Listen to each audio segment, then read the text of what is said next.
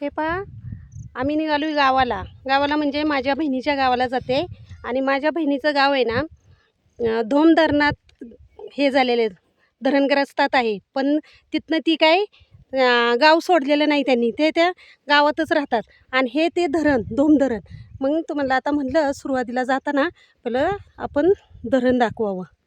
तर हे धोम धरणाचा बंधारा, हा बंधारा बघा किती कोरडा झाला आहे. आणि यंदा पाऊस नसल्यामुळं किती दुष्काळ पडण्याचा प्रश्न आहे. बापरे, हे बघा कधीच एवढं पाणी आटलं नव्हतं. ह्या धोम धरणाचं एवढं पाणी आटलं आहे. हा बंधारा आहे, बंधाऱ्यापासून हे एवढं पाणी आटलं गेलं आहे. आता आपण तिकडं पाणी आहे ना तिकडं जाऊया बघा.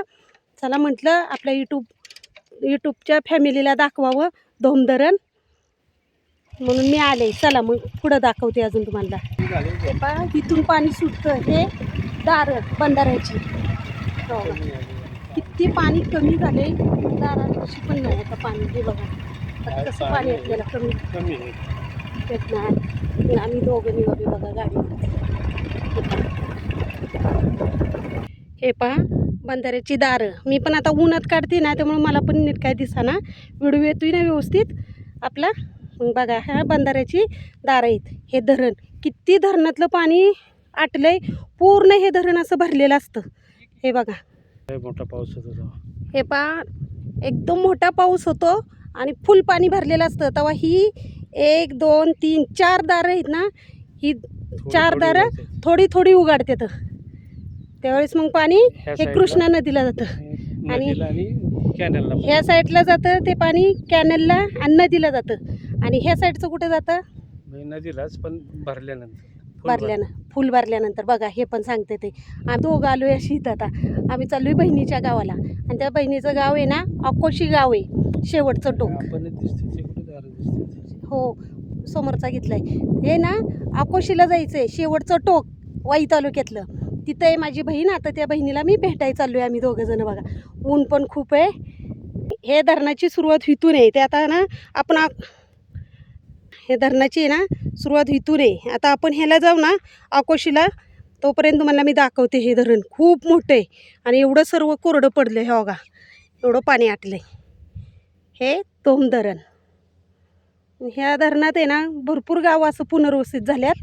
ती गेले ते रेणावळ्याला, भुईंच्या तिकडं इकडं कुठं कुठं त्यांना गावं दिली आहेत तिकडं आहेत. आणि दुसरी मोठी बहीण आहे ना ती पण ह्याच गावात होती, रेणावळे म्हणून. मग हे गाव आहे ना रेणावळे म्हणून, सातारच्या तिथलं रेणावळं तिथं पुनर्वसित आहे. अशा दोघी पण बहिणींनी पुनर्वसित गावात आहेत. चला मग पुढं आपण जाऊया आता. हे बघा काय सांगतायत, ह्यांना माहिती आहे, सांगा हो. या धरणाचं जेव्हा काम चालू होतं 70 साली, तेव्हा याराना पिक्चरची इथं शूटिंग झाली होती.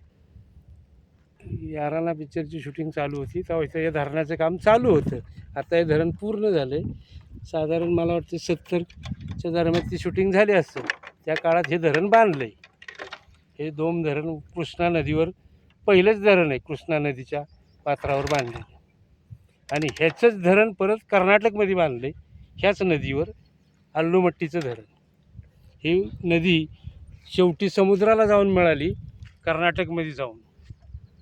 असं एवढं मोठं याचं पात्र आहे ह्या नदीचं. आणि ह्या नदीच्या इकडे दक्षिण काशी असं म्हणलं जातं. असं हे धोम धरणाची माहिती मला जेवढी होती तेवढी मी सांगितली आणि ह्यांना माहिती होती तेवढी ह्यांनी सांगितली. आता चला मग आपण पुढचा प्रवास करूया. चला पुन्हा भेटूया पुढच्या व्हिडिओमध्ये. बाय.